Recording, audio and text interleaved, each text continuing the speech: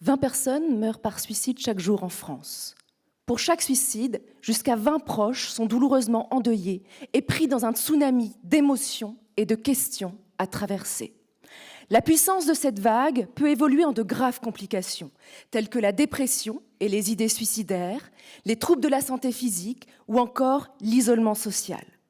Penser la sécurisation et l'accompagnement de ses proches avant qu'ils ne soient submergés par la vague constitue un enjeu de santé publique et l'objectif général de ma thèse. Moi, psychologue et accompagnatrice du deuil, j'accentie ma recherche doctorale sur ce tsunami, sa formation, son évolution dès les premiers instants, au travers du vécu des proches endeuillés et du regard des premiers intervenants que sont les gendarmes enquêteurs et les services funéraires. Mon terrain de recherche est mon lieu de travail, Alinéa, un service hospitalier et public qui intervient dès les 15 premiers jours à l'issue d'un suicide. Ma méthodologie de recherche est en 3 temps.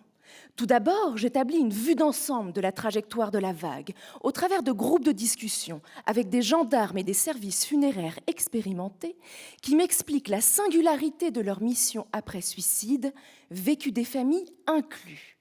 Ensuite, je zoome et j'étudie la formation de plusieurs tsunamis au travers d'entretiens individuels avec des gendarmes intervenus récemment à l'issue d'un suicide, avec lesquels je regarde l'impact de cette intervention sur leur propre stress également. Parallèlement à cela, je rencontre en individuel et à plusieurs reprises des proches endeuillés par suicide, ce à partir de quoi j'évalue l'évolution de ce deuil si particulier au fil des 12 premiers mois. Vous voyez, mon idée principale est de saisir le contenu de la vague dans son contexte afin d'établir des recommandations en matière d'accompagnement.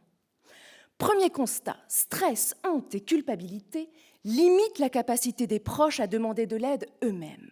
Deuxième constat, gendarmes et services funéraires témoignent de leur mission officielle qu'est la prise en considération d'une scène de décès. Mais nous constatons qu'ils sont amenés parfois en priorité à accompagner des familles en détresse sans y être préparés. Troisième constat, le système pense la prise en considération des défunts, mais ne structure pas la prise en charge des survivants. Ceci m'amène à étudier le protocole Alinéa, qui intervient dès les 15 premiers jours, en allant à la rencontre des proches grâce à la collaboration avec les premiers intervenants qui sont pour se faire former.